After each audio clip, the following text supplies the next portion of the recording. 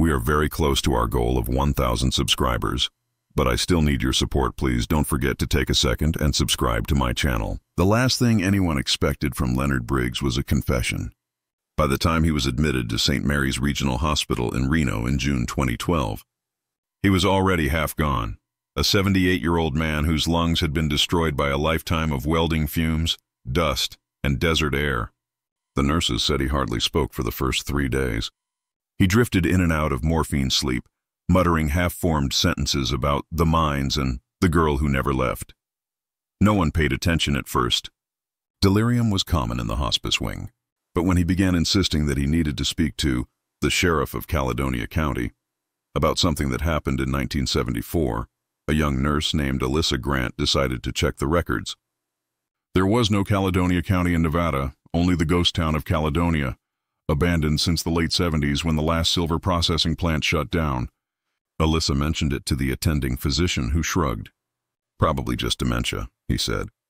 But Alyssa had grown up in Tonopah, and she remembered stories her grandfather used to tell about a woman who vanished from Caledonia just before the town went dark. Her name was Ruth Delgado, 22, a waitress at the Caledonia diner who disappeared one July night after closing up. The case had never been solved. When Alyssa mentioned Ruth's name to Leonard during his evening vitals, his eyes opened for the first time in days. "You remember her too?" he rasped. "Then maybe she can finally go home." Detective Samuel Ortiz was the one who took the statement. Ortiz had been with the Washoe County Sheriff's Department for 23 years and was 2 months from retirement when the hospital called about a possible confession related to a cold case older than half his career. He expected little more than rambling nonsense from a dying man, but procedure required he show up. What he found in room 214 would alter everything he believed about the desert, memory, and how long guilt could survive inside a human being. Leonard sat upright against his pillows, oxygen tubing hissing at his nostrils, his hands mottled and shaking. "You from Caledonia?" he asked, his voice dry as the dust he'd breathed all his life. Ortiz told him no. He'd only heard of it in passing. Leonard nodded slowly, as if that confirmed something. "Good. Maybe you can listen without hate then." The first recording lasted 74 minutes. In that time, Leonard described a version of Caledonia that no longer existed, a town of 200 souls clinging to the edge of the White River Valley, kept alive by a dying mine and stubbornness. He'd moved there in 1969 after his wife left him in Phoenix.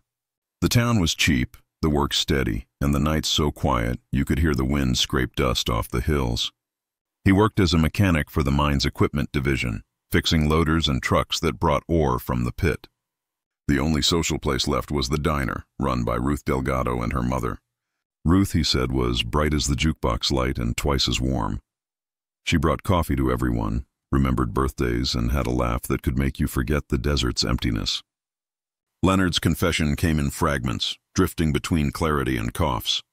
He said there'd been a man who came through town that summer, a surveyor from Carson City named Peter Hollis, sent to appraise land titles for the mine's closure.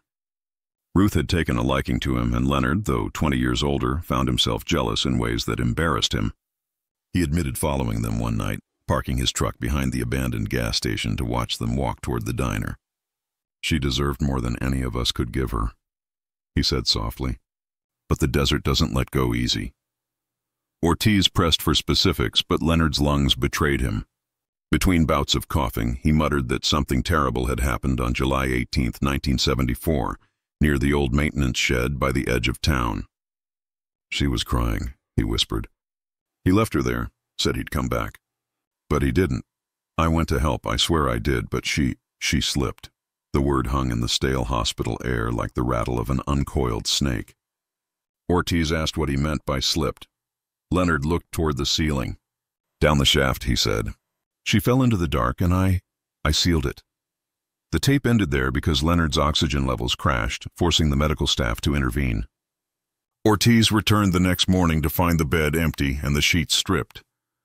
Leonard Briggs had died at 4:17 a.m., leaving behind a single envelope addressed to whoever still cares. Inside was a crude hand-drawn map of Caledonia and a short note. "She's in the west shaft. I'm sorry for every sunrise since." For a case dismissed as myth for nearly 40 years, the confession reignited interest overnight. The sheriff's department officially reopened the Delgado disappearance, and Ortiz postponed his retirement. Satellite images showed the ruins of Caledonia scattered across a square mile of desert, collapsed shacks, rusting machinery, and the outlines of streets swallowed by sagebrush. The west shaft Leonard mentioned corresponded to an old ventilation tunnel sealed in 1975 after a cave-in. If Ruth's body was there, the desert had kept her secret well. On July 3, 2012, a joint recovery team of deputies and state geologists arrived at the site. The sun came up blood red through wildfire smoke, casting the abandoned town in a rust-colored haze.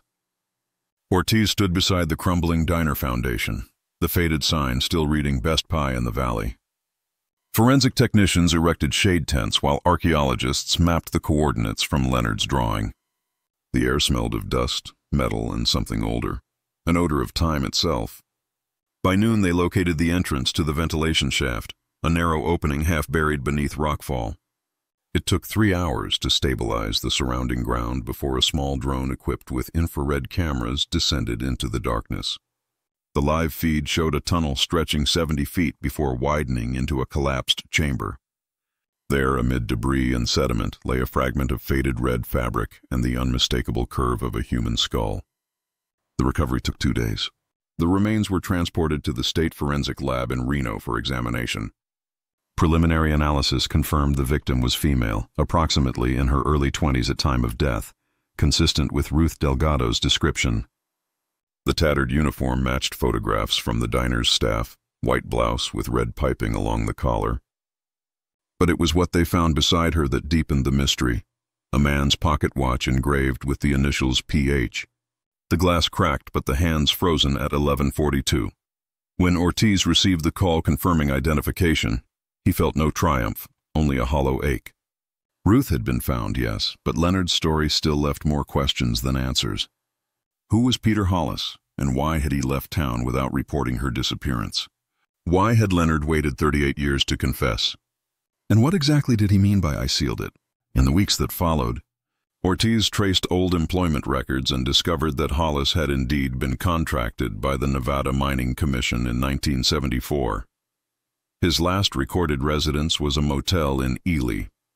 After July of that year, he vanished completely. No forwarding address, no family contact, nothing. As Ortiz pieced together these fragments, the story of Caledonia began to re-emerge like a photograph developing in chemical bath. A town built on extraction, drained of its life, then abandoned to ghosts. Local papers dubbed it the Caledonia Confession. For a few news cycles, Ruth Delgado's name returned to headlines, her faded photograph printed beside grainy images of the mine entrance. But beneath the surface attention, something darker stirred. A retired mining engineer contacted Ortiz claiming that the west shaft had been sealed years earlier, not for safety but under direct order from the company, who feared liability after an incident involving an employee death that was never reported to state authorities. If true, Ruth's fall might not have been an accident, and Leonard's sealing of the tunnel may have been part of a larger cover-up. Ortiz revisited Leonard's medical records, hoping to find notes from any other conversations before death. Nurse Alyssa had logged a final entry the night before he passed. Patient repeatedly apologizing. Mentions another body. The line chilled Ortiz more than any confession. Another body meant another secret buried beneath Caledonia's dust. Another life erased by the desert's silence. And somewhere, perhaps still alive, someone knew the rest of the story. As July melted into August, the Nevada heat climbed above 110 degrees. The forensic lab confirmed the bones belonged to Ruth Delgado. The cause of death: blunt force trauma to the skull followed by a fall consistent with the shaft's depth. The death was ruled homicide. The file that had gathered dust for nearly 4 decades was stamped active once more. Ortiz stared at the old black and white photo pinned to his board, a smiling woman in a diner uniform, unaware that her story would outlive everyone she'd ever served coffee to.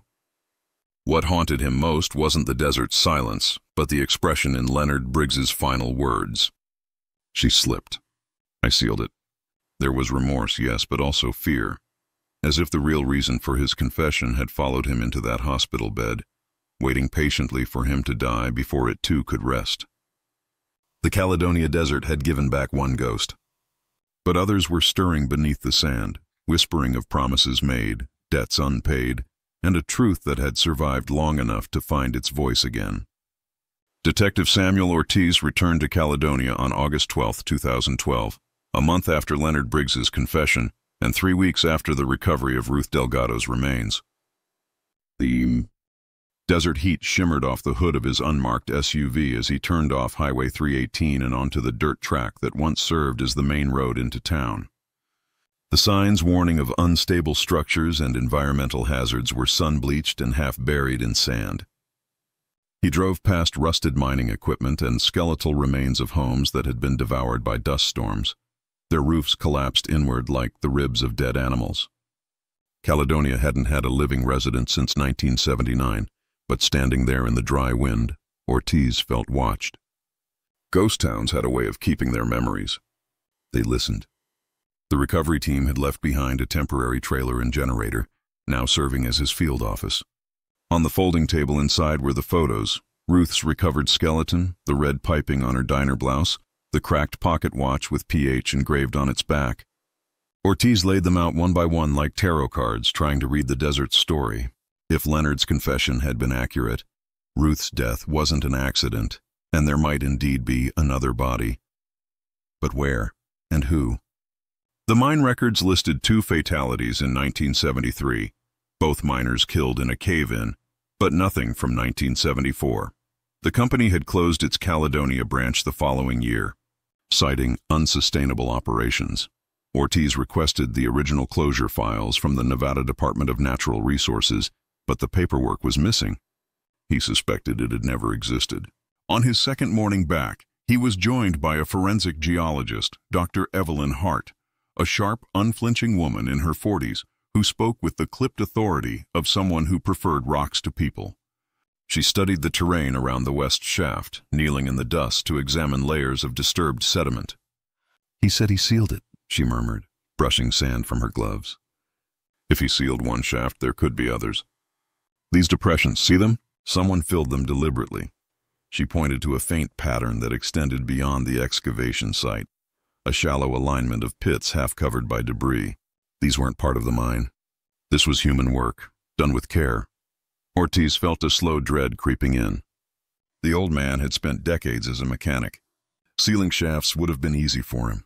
The question wasn't whether Leonard hid something, it was how many things he'd hidden. The investigation into Leonard Briggs's past revealed a man who'd lived quietly, invisibly. No criminal record beyond a 1981 DUI. Worked in Ely until the mine shut down, then ran a small auto shop outside Tonopah until his health declined. Married once, divorced in the 80s, no children. To neighbors, he was a man who kept to himself. But a box recovered from his home after his death told another story. Inside were neatly folded newspaper clippings about missing women across Nevada between 1972 and 1980. Most were drifters, waitresses, travelers, faces lost between state lines. Among them was an original flyer for missing Ruth Delgado, age 22. In the margins of the flyer, written in shaky ballpoint pen, were the words, "Forgive me for the lie I told her mother." That note altered everything. The lie meant Leonard had personal contact with Ruth's family, which had never been documented. Ortiz tracked down Ruth's younger brother, Daniel Delgado, now 70 and living in Sacramento. Daniel hadn't set foot in Nevada since the search for his sister ended in 1974. His voice cracked when Ortiz called. "They told us she ran away," he said. Leonard came by the house, said he was helping the sheriff. Promised they'd find her. He even fixed my mother's truck, refused payment. We thought he was being kind. Daniel paused. "You're telling me he killed her?" Ortiz hesitated. "We believe he was involved." The silence that followed stretched until Daniel finally whispered, "She trusted him." Everyone did. Back in Caledonia, Ortiz walked the perimeter of the town as dusk settled over the valley. The desert changed character when the sun dropped. It no longer looked dead, just ancient and waiting. He passed the diner foundation and followed the overgrown road toward the hills. The wind carried faint echoes, metal creaking, a shutter clattering somewhere, the dry sigh of sand shifting through debris. For a moment he imagined he heard laughter, distant and young. He turned sharply, flashlight beam slicing through the dark, but nothing moved except a tumbleweed rolling lazily across the path. He exhaled slowly. "Get it together," he muttered. Yet even as he drove back to the trailer, he couldn't shake the feeling that Caledonia wasn't finished talking. 2 days later, Dr. Hart called him over to the excavation site. She'd been mapping soil disturbances when her ground-penetrating radar picked up an anomaly, an air pocket roughly 6 feet long and 2 feet wide, 15 meters from the west shaft. "It's consistent with a burial," she said simply. They began careful excavation at dawn. By late afternoon, Ortiz stood staring at a pair of leather work boots protruding from compacted soil. The second body Leonard mentioned had been real. When the full remains were unearthed, it was clear this was a man, taller than Leonard, younger, the bones still intact, the skull fractured at the back. The clothing was that of a surveyor, khaki shirt, steel compass, and a corroded badge reading Nevada Land Commission. Inside a decayed leather wallet was an ID card, Peter Hollis. The revelation spread through the department like wildfire. Leonard hadn't killed Ruth alone, if at all. Peter Hollis had died the same night. But how? Ortiz reviewed Leonard's confession again. She was crying. He left her there. She slipped. Maybe Ruth had struck Hollis, or he her.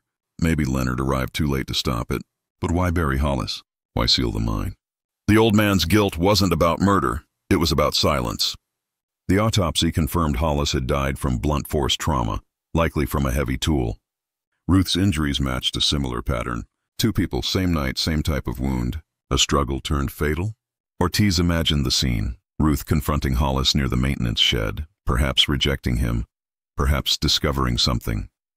Leonard arriving, finding them both hurt, or killing Hollis to protect her, then panicking when she fell. The desert offered no confirmation, only the dry whisper of wind across bones. The mining company, once defunct, was suddenly very interested in the investigation. Lawyers from Silver Consolidated Holdings contacted the sheriff's office, offering full cooperation while quietly requesting updates. Ortiz suspected corporate fear more than moral duty. If Ruth had died on company property and the incident concealed, lawsuits could follow, even after decades. He subpoenaed their 1974 payroll logs and discovered something curious. Leonard Briggs's employment had been terminated on July 19th, 1 day after Ruth's disappearance. The reason listed: reduction in workforce. But handwritten beside it, in faint pencil, were the letters SD, initials of a supervisor. Or shorthand for something else? Dr. Hart found additional anomalies, small metallic fragments embedded in the soil near Hollis's body. Lab testing identified them as copper alloy consistent with the mine's dynamite casings. "Someone tried to collapse the tunnel intentionally," she said. But not enough to seal it entirely, just enough to hide what was inside. Ortiz realized then that Leonard's phrase, "I sealed it," wasn't confession, it was defense. He hadn't buried Ruth to hide her. He'd buried her to protect her remains from being destroyed. The press renewed its obsession with the case. Reporters descended on the ruins, filming Ortiz's team against the backdrop of sunburned hills and faded warning signs. "The town that refused to stay buried," one headline read. Linda Chen's persistence from the Michigan case had made Mothers Who Never Stop Searching a popular narrative. Now Caledonia had its own ghosts demanding justice. But Ortiz hated the spectacle. He'd spent too many years watching the media chew on pain and spit out entertainment. One night, unable to sleep, he replayed the hospital recording again. Leonard's breathing filled the room. Then, barely audible, just before the end of the tape, Ortiz heard something he hadn't noticed before. After whispering, "I sealed it," Leonard muttered another line, soft, trembling, almost swallowed by static. "They told me to." Ortiz replayed it 3 times. The words didn't change. Leonard hadn't acted alone. The next morning, Ortiz drove to Ely to track down surviving employees from the mine's final year. Most were dead or impossible to locate, but one name surfaced: Walter Crane, former site foreman, now living in a nursing home in Carson City. Ortiz found him sitting by a window overlooking a parking lot, oxygen tank at his side, his eyes pale and distant. When Ortiz mentioned Caledonia, Crane's jaw tightened. "That place should have stayed buried," he said. When asked about Ruth Delgado and Peter Hollis, he hesitated. "We were told to keep quiet." Orders came from up top. Hollis wasn't supposed to be there after dark. He found something in the tunnel, something about contamination. Crane's voice lowered. He said the groundwater was poisoned by the runoff. If that got out, the company would have been ruined. Then she shows up, that waitress asking questions. Next morning, they're both gone. Leonard came to me shaking, said he'd handle it, said nobody would find them. I let him. Ortiz pressed further, but Crane's nurse intervened, citing fatigue. Before leaving, Ortiz asked one final question. Who told you to keep quiet? Crane's reply was almost a whisper. Mr. Harlan himself. The name struck Ortiz like a hammer. Benjamin Harlan, the company's founder. Dead since 1986. But if Harlan had ordered a cover-up, his descendants still ran the corporation. The pieces were aligning into something larger than a jealous mechanic or an accidental fall. Ruth Delgado and Peter Hollis hadn't died because of love or rage. They'd died because they'd uncovered a crime that threatened powerful men. As Ortiz drove back through the desert, a dust storm gathered over the valley. The horizon vanished into red haze, the air vibrating with static. He thought of Leonard Briggs in his hospital bed, begging forgiveness not just for murder, but for obedience. He thought of Ruth's bright smile preserved in the diner photograph, and the way Hollis's pocket watch had frozen at 11:42, the moment time stopped for Caledonia. And he thought of all the people who'd driven past this wasteland for 40 years, never knowing that beneath the sand lay a buried story of greed, silence, and two souls who had simply asked the wrong questions. When the storm passed, the road ahead was covered in fresh dust. The sun dropped behind the hills, and the desert glowed in dying light. Ortiz stopped the car, stepped out, and looked back toward the invisible town. The wind carried faint echoes again, metal, laughter, sorrow, and for the first time he whispered into the emptiness, "I hear you." The wind seemed to answer. The letter arrived 3 weeks after Ortiz's visit to Carson City. It was postmarked from Tonopah and addressed to the Washoe County Sheriff's Department. Attention, Detective Samuel Ortiz. The handwriting was shaky but legible, blue ink bleeding slightly into the paper fibers. There was no return address, but Ortiz knew the hand instantly. Leonard Briggs. The envelope must have been mailed before his hospitalization in June. It had taken months to reach him because of the outdated post office routing, another relic of the desert's indifference to time. Inside were 3 folded pages and a Polaroid photograph of a cracked concrete tunnel entrance, half buried under dust and mesquite. The note began simply, "If you're reading this, I guess I didn't make it. I never told the whole truth. What we buried wasn't just Ruth and Hollis. It was what killed them. You'll find it where the pipes end, under the dry creek bed east of town. Don't stay long. The ground still breathes poison." Ortiz stared at the words until they blurred. What killed them? The phrase chilled him. Ruth and Hollis had both died from blunt trauma, but Leonard's wording suggested something else, something bigger, unseen. He contacted Dr. Evelyn Hart, who'd been analyzing soil samples from around the mine shafts.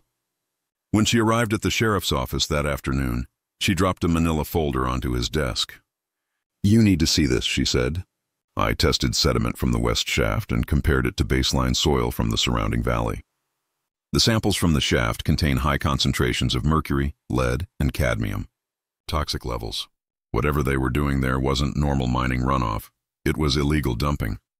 Hart explained that by the late 60s, as silver yields declined, several Nevada mining companies began using unregulated chemical leaching to extract remaining ore. The process left behind thousands of gallons of toxic slurry, which should have been disposed of as hazardous waste. "But that's expensive," she said flatly. So they dumped it underground, sealed the shafts, and walked away. Ruth Delgado and Peter Hollis had likely discovered that secret in 1974, and it had cost them their lives. Ortiz felt a sick heaviness in his stomach. The pieces clicked together with terrible clarity. Hollis had been a land surveyor, but the contaminated groundwater he'd discovered could have bankrupted Silver Consolidated Holdings. If Ruth overheard or confronted him about it, they both became liabilities. Someone had silenced them. Leonard Briggs hadn't been the killer. He'd been the cleanup man. "They told me to," Leonard had whispered. The "they" wasn't metaphorical. It was corporate. The next morning, Ortiz and Hart drove back to Caledonia, following Leonard's directions to the pipes under the dry creek bed. The desert was silent except for the rasp of wind across brittle brush. They parked where the old access road crossed the creek's dry gully.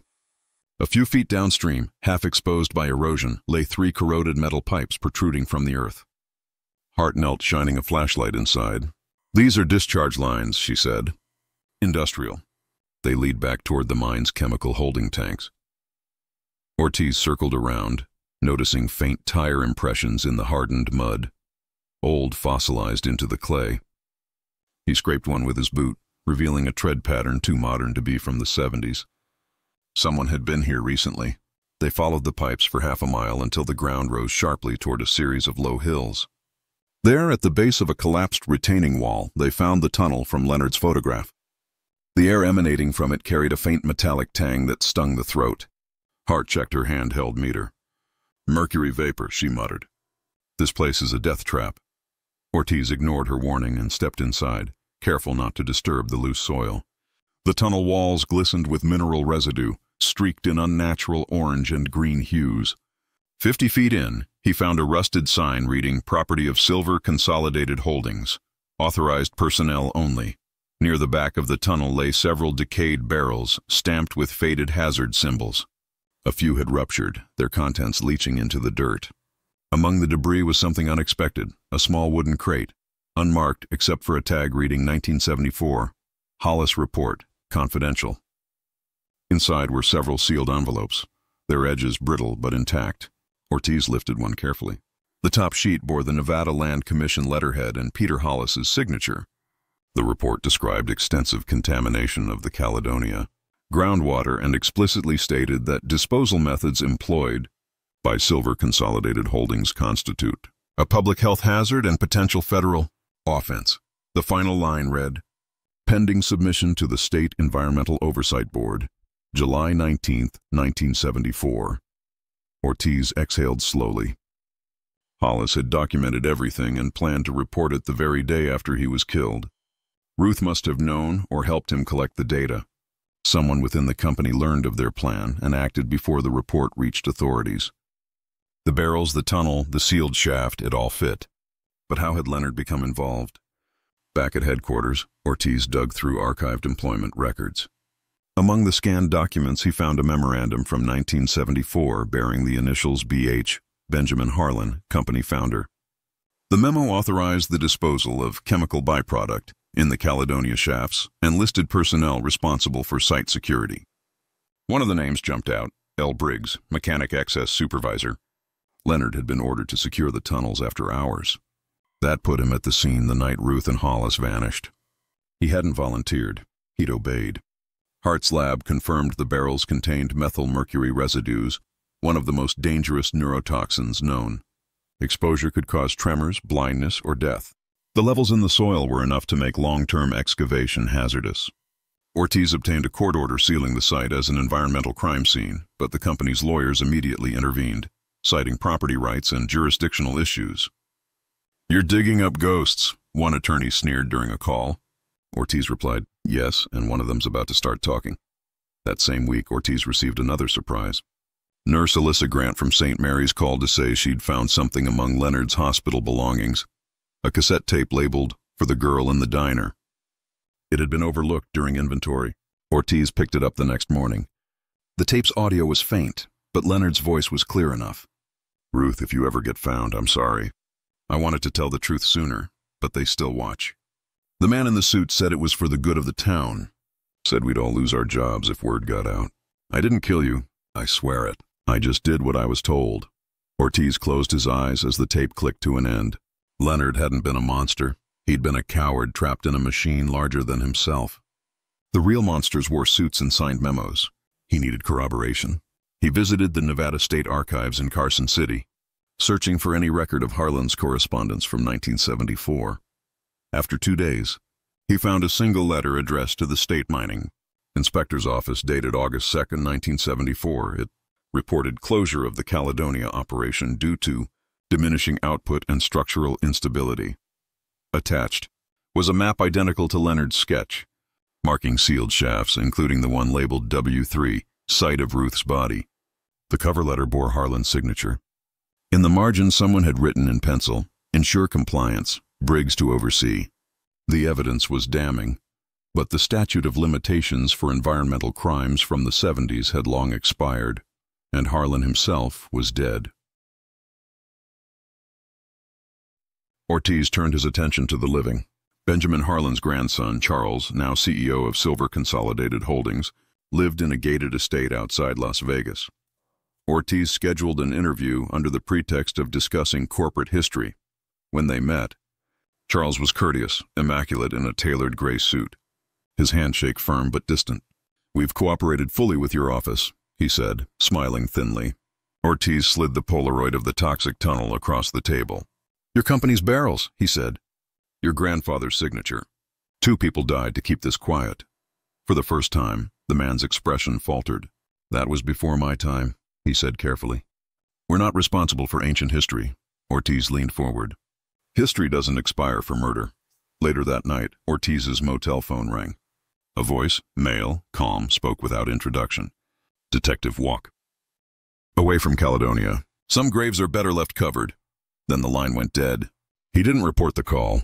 Instead, he returned to the desert with heart the next morning, determined to document every remaining trace before the site was shut down. As they worked, a storm rolled in from the west, thunder rumbling across the valley like the heartbeat of something waking. Hart took final samples while Ortiz photographed the barrels, the tunnel, the discharge pipes. When lightning struck the ridge above, the air filled with the smell of ozone and mercury. The desert, once silent, roared. That night Ortiz couldn't sleep. He dreamed of Ruth standing in her diner uniform, eyes silvered like mercury, whispering, "Tell it right this time."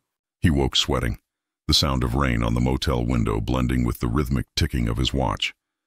11:42, frozen, like Hollis's pocket watch in the dirt. By morning, word came that federal authorities were stepping in. The Environmental Protection Agency planned to declare Caledonia a hazardous site, sealing it indefinitely. Ortiz knew what that meant. No further access, no closure for Ruth Delgado or Peter Hollis. The desert would reclaim them again, this time under the guise of bureaucracy.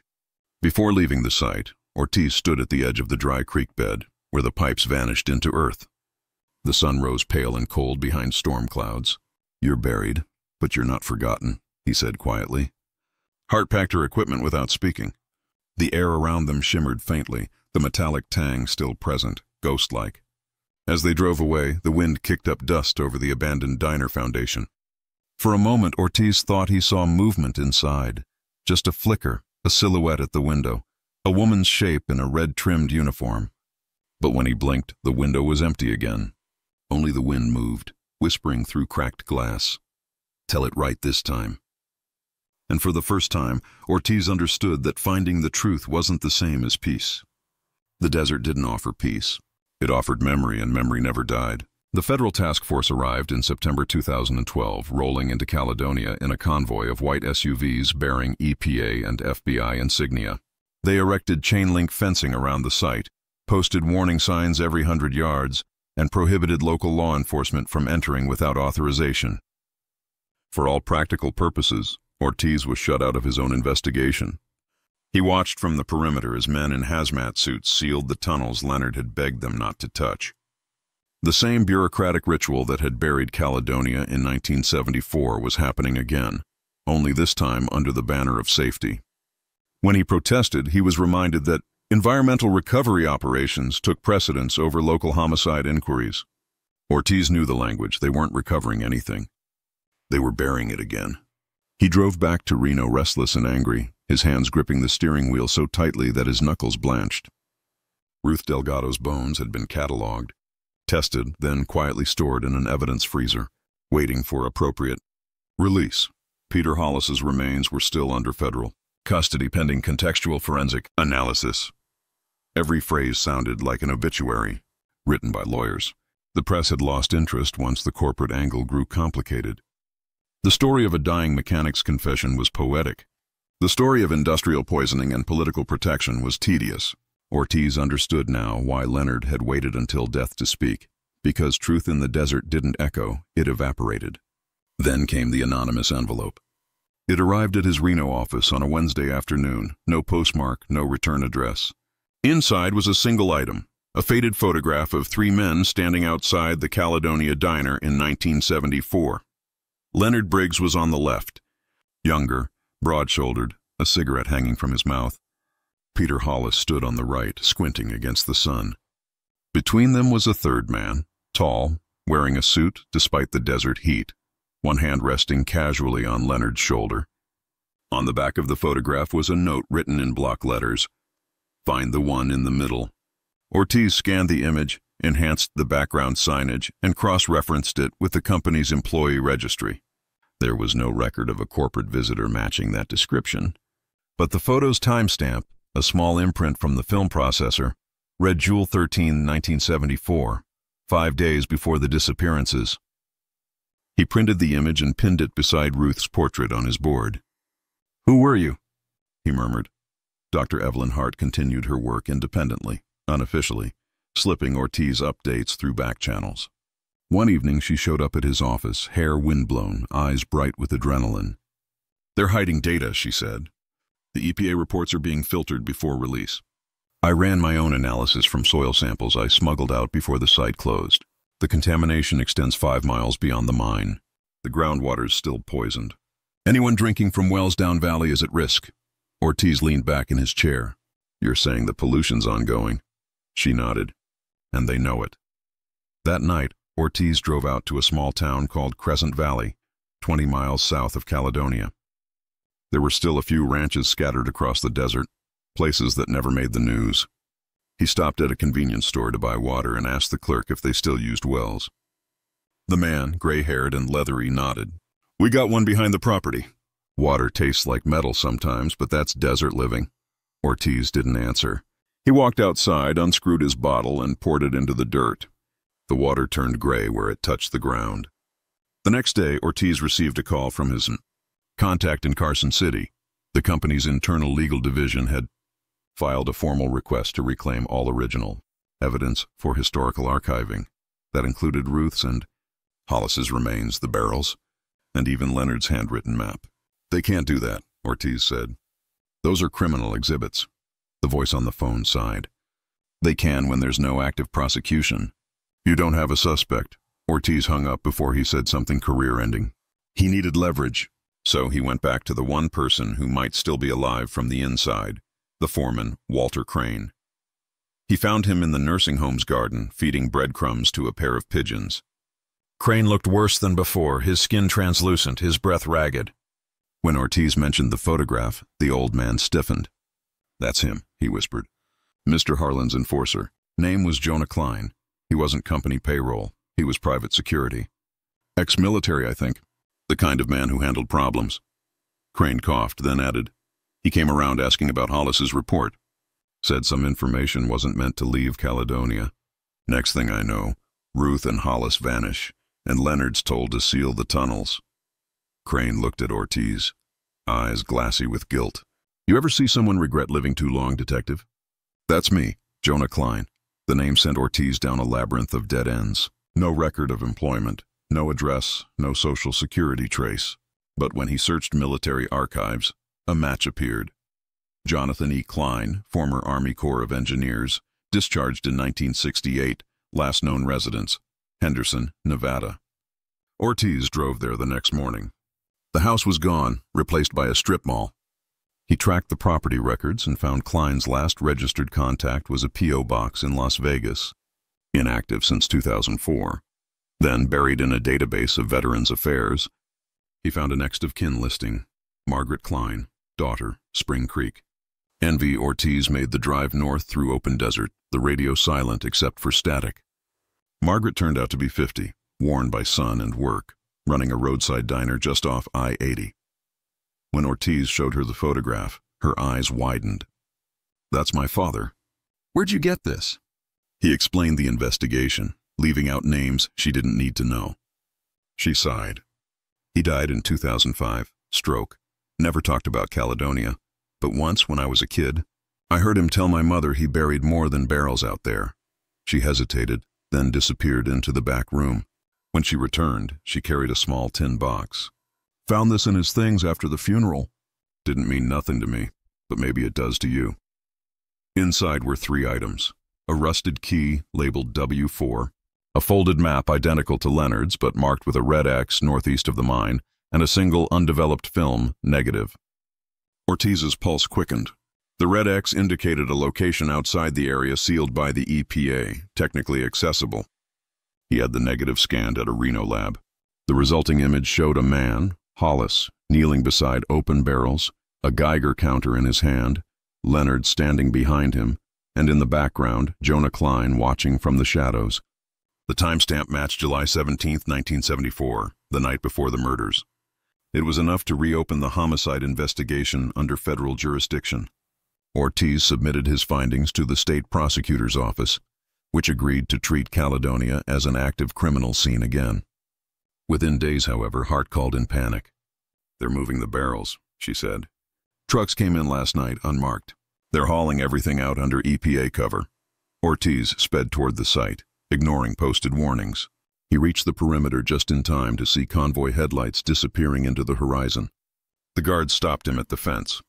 "Federal operation," one said. "Turn around." Ortiz stared through the chain links at the hollow where the mine had been.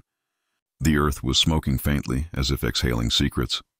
The next morning, he was summoned to a closed-door meeting at the state attorney's office.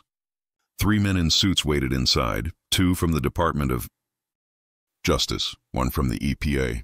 Their tone was polite but final. "Detective Ortiz, your dedication is admirable, but this case has become a matter of national interest. All further investigation will be handled by federal authorities." Ortiz asked, "National interest or corporate protection?" The man's smile didn't reach his eyes. "Sometimes they're the same thing." He walked out before they could confiscate his badge. On the sidewalk outside, he met Hart, who handed him a flash drive. "I copied everything," she said. "All the data, all the samples. If they bury it again, at least the truth survives." He took it, slipped it into his pocket, and nodded. "You ever wonder why ghosts hang around?" she asked quietly. "Because the living keep lying." 2 nights later, Ortiz received a call from Margaret Klein. Her voice trembled. "You said you were looking for closure?" "I found something else in Dad's box." "A letter addressed to LB must mean your mechanic, Leonard." It's dated August 1974. She read it aloud. "Leonard, the job's done. The report's gone. You did right by keeping quiet. Forget the girl. Some things are worth more than truth." Ortiz felt the blood drain from his face. Jonah had written to Leonard after the murders, reassuring him that the cover-up had succeeded. Leonard's guilt had festered for 38 years because of that letter, because someone convinced him silence was salvation. With that letter and the photograph, Ortiz finally had enough to expose the network behind Caledonia. He compiled a full report, tracing the chain of responsibility from Harlan's 1974 orders to modern-day shareholders who'd inherited the profits of buried crimes. He emailed it to a trusted journalist in Denver known for exposing environmental scandals. 2 weeks later, the story broke nationwide. Toxic truth, the Caledonia cover-up. The reaction was swift. Congressional inquiries were announced, the Harlan Corporation's stock plummeted, and the EPA director responsible for the Nevada sector quietly resigned. But Ortiz received no commendation. Officially, he'd leaked classified evidence. His badge was suspended pending review. He accepted it without protest. Justice, he decided, didn't always wear a uniform. Months later, Ortiz drove one last time to Caledonia. The fencing was gone now, replaced by warning placards and scorched earth. The desert had swallowed the road again. He parked near the old diner's foundation and walked until he reached the dry creek bed. The pipes were still there, glinting dull under the afternoon sun. He dropped to one knee, brushing dust from the ground. Beneath the surface, he found a fragment of porcelain, white with a thin red stripe. The corner of a coffee mug. He smiled faintly, the kind of smile that carried both grief and gratitude. "You're free now, Ruth," he said. The wind lifted, carrying his words across the empty valley. Somewhere in the distance, thunder rolled, not the violent kind, but low and steady, like the earth remembering. That night, back in Reno, Ortiz placed the mug fragment on his desk beside Leonard's cassette tape and Ruth's photograph. He poured a cup of coffee and listened to the static on the old recorder, waiting for the whisper he'd come to know by heart. "Tell it right this time." He nodded to the empty room. "I did." Outside, the Nevada night stretched endless and still, but for the first time in nearly 40 years, Caledonia slept. The courtroom never saw Caledonia. By early 2013, the federal investigation that had shaken Nevada's political and industrial foundations was buried under procedural noise. Subpoenas delayed, hearings postponed, evidence contested, the slow suffocation of justice disguised as due process. What began as the Caledonia cover-up in the press soon devolved into an abstract debate about corporate liability versus environmental negligence. The victims' names, Ruth Delgado and Peter Hollis, faded back into footnotes, replaced by acronyms and affidavits. The machinery of bureaucracy was doing what it did best, grinding truth into dust. Detective Samuel Ortiz, now officially retired, attended the pre-trial hearings in Las Vegas as a civilian observer. His badge had been suspended indefinitely, and though no charges were filed against him, the department made it clear he was no longer welcome. He didn't mind. The badge had once meant justice. Now it only meant silence.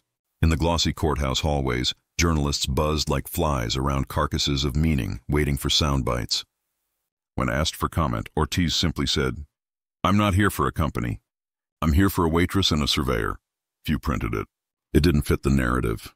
Charles Harlan, grandson of Benjamin, arrived every morning flanked by lawyers, immaculate in navy suits, his composure so perfect it seemed rehearsed. During his first testimony before the congressional subcommittee, he denied all knowledge of the Caledonia disposal program. "The actions in question occurred long before my tenure," he said smoothly. "Silver Consolidated Holdings has always maintained the highest environmental standards." Ortiz, seated at the back of the chamber, whispered to himself, "You mean the standards that kill and then bury the evidence?" But there was one thing the corporation hadn't accounted for. Dr. Evelyn Hart. Unwilling to let the story die, she had joined an independent environmental watchdog and begun releasing her own reports online.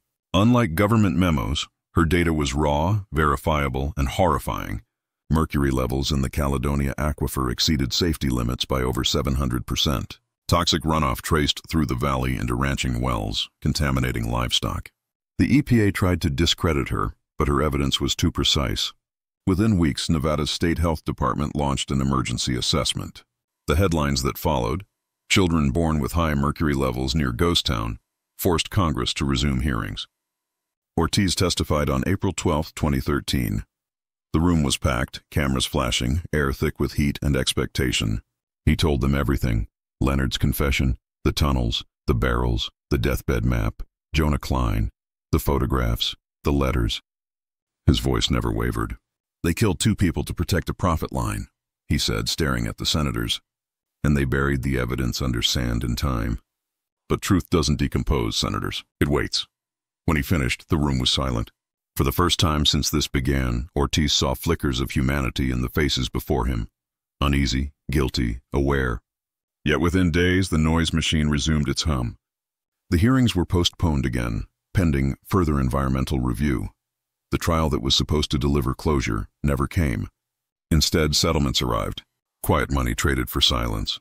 Silver Consolidated Holdings paid fines, funded cleanup operations, and issued a press release calling Caledonia an unfortunate legacy of outdated practices.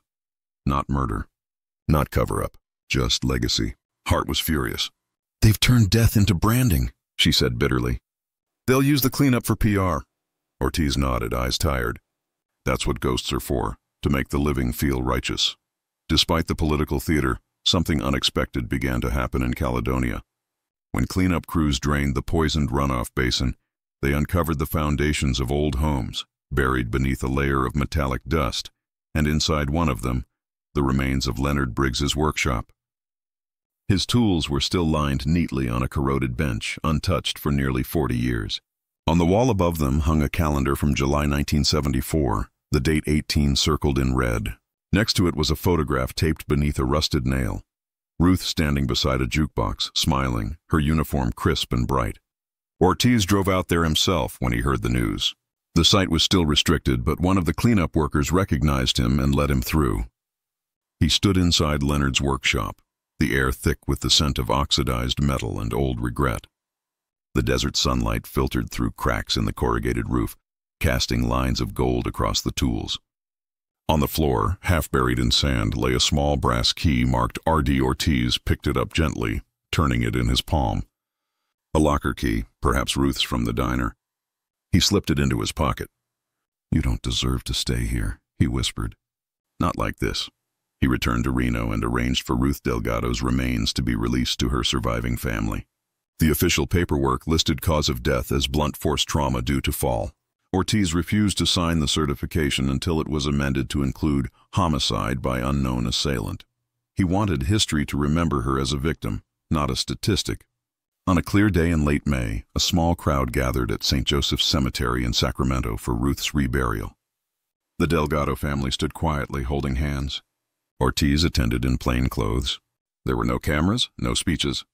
Just the sound of wind moving through cypress branches and the low hum of traffic from the nearby highway. Daniel Delgado placed a single red rose atop the casket. "You came home, Hermana," he said softly. Ortiz stepped forward, laying the brass key beside the flower. After the service, Daniel approached him. "You gave her peace," he said. Ortiz shook his head. "She gave me direction." That night, Ortiz sat on his porch with a glass of whiskey and listened to the desert hum beyond the city. He thought of Leonard Briggs, who had carried the weight of silence for nearly 4 decades, and of Jonah Klein, who had enforced it. Both men dead, both consumed by the same machine. He thought of Ruth's laughter, preserved forever in faded photographs. "You can't kill truth," he murmured to himself. "You can only delay it." But truth, it seemed, had one more revelation to offer. 2 weeks later, a package arrived from Dr. Hart, sent via private courier. Inside was a small hard. "Drive in a note for your eyes only." Found this in the EPA transfer logs. Ortiz plugged it into his laptop. The folder contained drone footage recorded during the government's initial cleanup, the night he'd been turned away. The video showed workers removing barrels from the tunnel. But as the camera panned, something else came into frame. A large metal drum marked, "Evidence. Do not move." The lid was partially open. Inside was a leather-bound notebook. The label read, "J. Klein, Field Notes." Ortiz froze the frame.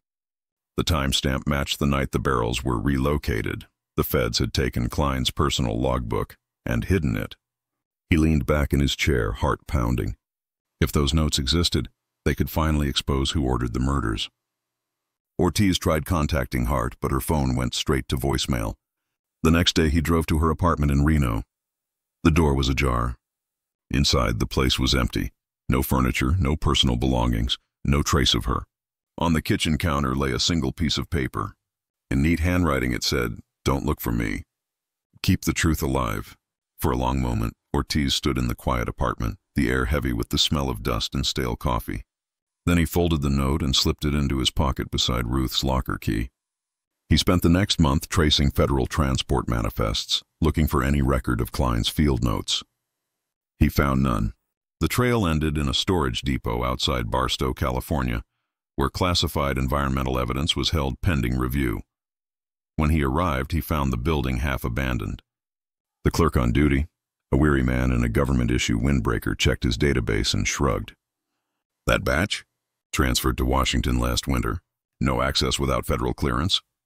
Ortiz stood in the doorway, the sun setting over the Mojave. The truth had left Nevada again, sealed behind another chain of bureaucracy. Yet something in him had changed. The hunger for justice had burned down to embers, replaced by something quieter: resolve.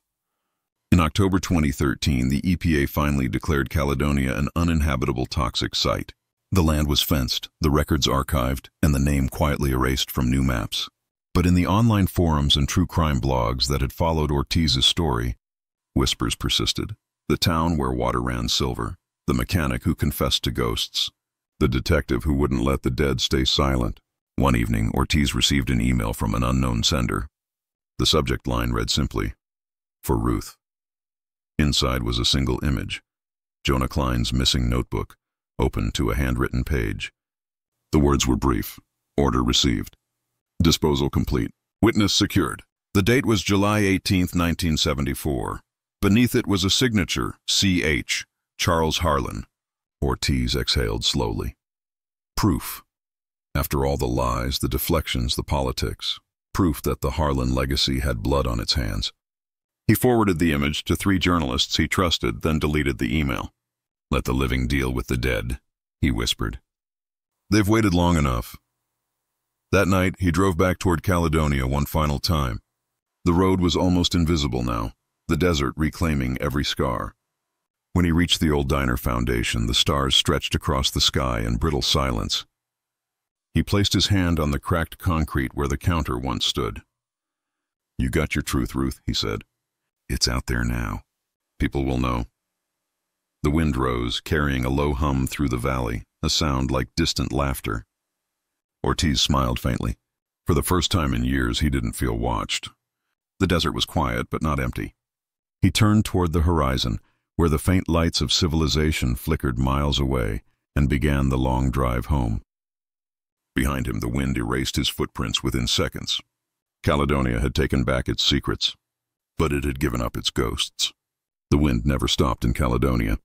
Even after the fences rusted, after the federal signs peeled away and the cleanup crews packed their last barrels onto flatbeds, the wind stayed, shifting dunes, swallowing tire tracks, whispering over buried metal and bone.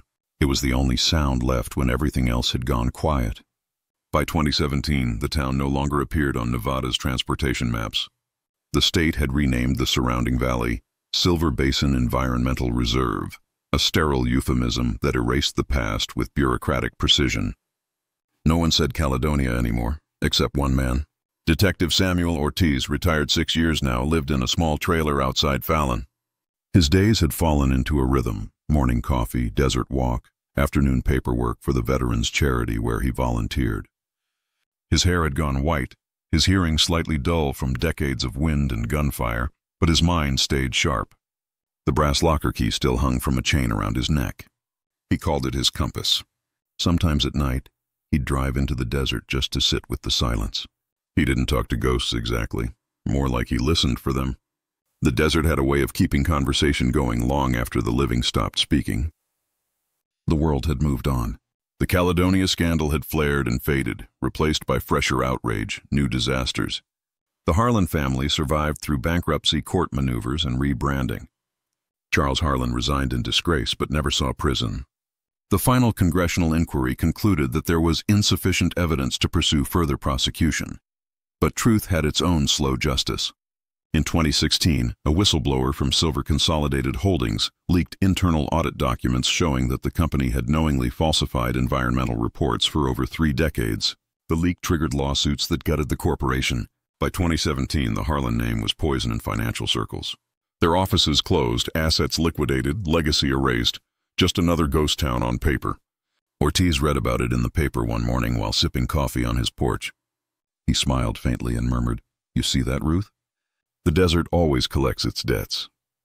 He still received the occasional letter from true crime podcasters, documentary producers, even film studios asking to consult on the Caledonia case. He ignored them all. He didn't want retellings. He wanted silence. Some stories deserved to rest. Then, in the spring of 2018, silence broke again. An email arrived from a sender named E. Hart. No message, just coordinates and a single sentence. "You should see this before it's gone." Ortiz almost deleted it, assuming it was spam, but the coordinates matched a location 12 miles south of Caledonia, near the dry lake bed where Ruth's footprints had first been found. He drove out at dawn, the sky a thin strip of silver behind the mountains.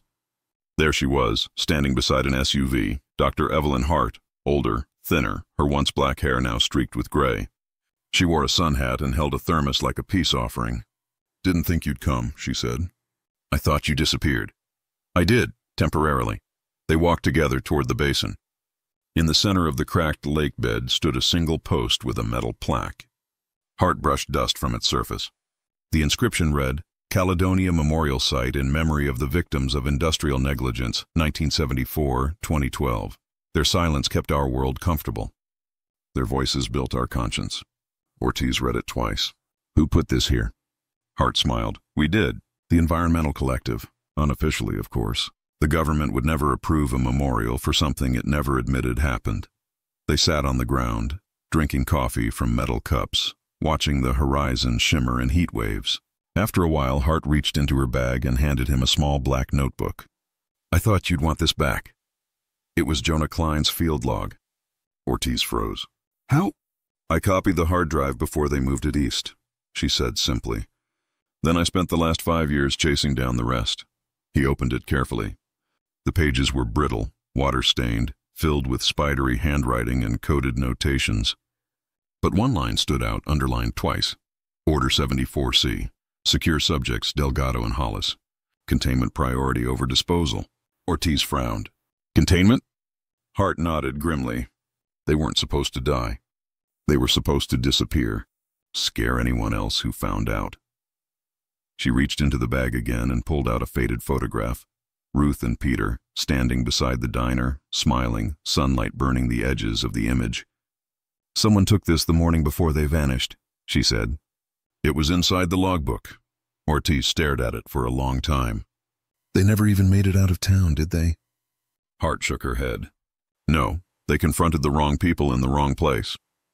The wind rose, lifting a swirl of dust around them. Ortiz closed the notebook, feeling its weight. You're giving me this why? Because I'm leaving, Hart said softly. I'm going to Chile to work with a contamination project in the Atacama. It's quieter there. Fewer politics. And you? She asked. You could finally let this go. Ortiz looked out across the basin, the sunlight reflecting off the cracked earth like fractured glass. I already did, he said. The desert remembers now. That's enough. They said their goodbyes without ceremony. Hart drove off, her vehicle shrinking into the horizon until only dust remained. Ortiz stayed until the sun dropped behind the mountains, then placed the notebook beneath the plaque, covering it with a flat stone. Let it rest, he whispered. Months passed. Seasons came and went, barely perceptible in the desert's monotone. Ortiz's health began to decline. Nothing dramatic, just the slow exhaustion of a man who had lived too long with ghosts. In the fall of 2019, he suffered a mild stroke while tending his small garden. He recovered, but the doctor warned him gently. You need rest, detective. Real rest. He smiled. I've been chasing that word my whole life. By winter, he sold the trailer and moved into a small house in Reno, close to the hospital. He kept few possessions: a coffee mug, Ruth's photo, Leonard's cassette, the brass key. On the wall hung a framed clipping from the Nevada Herald. Caledonia hero dies at 72, retired detective Samuel Ortiz, whose persistence helped uncover the infamous Caledonia environmental cover-up, passed peacefully at home. He laughed when he first saw it in draft form, sent by the paper for his approval. Write that after I'm gone, he told them. Not before. In December, snow fell lightly across Reno, a rare softness. Ortiz spent the evening by the window, the cassette player on his lap. He pressed play one last time. Leonard's voice, fragile and trembling, filled the room. I wanted to tell the truth sooner, but they still watch. I didn't kill you. I swear it. I just did what I was told. Ortiz whispered back. You told it, Len. You told it right this time. He fell asleep in his chair, the recorder still spinning. The obituary ran 2 days later. The funeral was small. A few colleagues, 2 journalists, and a priest who had never met him. Hart sent flowers from Chile. Desert lilies, pale and ghostly. On Ortiz's casket, Daniel Delgado placed the brass key that had once belonged to his sister. He kept his promise, Daniel said quietly. She's free now. The wind carried their voices into the valley. After the burial, Hart's collective petitioned the state to name the Caledonia Basin as a permanent protected site. The motion failed, predictably, but a few months later, an anonymous donor purchased the land and filed it under a non-profit foundation called the Ruth Project. Its stated mission: to preserve forgotten places where truth was buried. No one knew who funded it, but the foundation's first act was to install a single solar-powered light at the Caledonia Memorial, a beacon that illuminated the plaque every night. Travelers on Route 50, the loneliest road in America, began noticing it in the distance. A faint glow in the desert, steady and strange, like a lighthouse for lost souls. Legends followed. Truckers swore they'd seen a woman in a diner uniform standing beside the light, her hair blowing in the wind, her hand raised in a silent wave. Campers claimed to hear faint music on still nights, an old jukebox tune drifting through the dark. Others said they'd seen a man's shadow, tall and still, keeping watch near the dry creek bed. The locals stopped trying to explain. They just said Caledonia remembers its own. By 2020, the foundation published an online archive of the case: Ortiz's notes, photographs, audio files, and Hart's final report. The site's introduction carried Ortiz's last written words, found on his desk after his death. The desert forgets nothing. It buries, but it remembers. Justice is not a verdict, it's a persistence. We are all temporary, but the truth endures. Patient as sand, the archive spread quietly through universities and journalism circles, inspiring documentaries, student projects, even legislation on environmental transparency. For the first time, Caledonia's name was spoken not as a tragedy but as a warning. 10 years later, in the summer of 2030, a storm rolled over Silver Basin. Lightning cracked the sky, illuminating the memorial site. When the wind cleared, the solar light flickered out, for the first time in years. At dawn, a maintenance crew arrived to repair it. They found the plaque covered in a thin layer of silver dust, glinting faintly in the sun. When they brushed it away, they discovered something new etched beneath the original inscription. No one knew who had done it or when. It read, "She was last seen carrying a mug of coffee home through the snow. Now she keeps watch over the desert. S.O." The crew left it untouched. That night, the light came back on by itself. And somewhere beyond its glow, the wind shifted across the valley, tracing old footprints that no longer existed, not in the snow, but in the dust, leading home.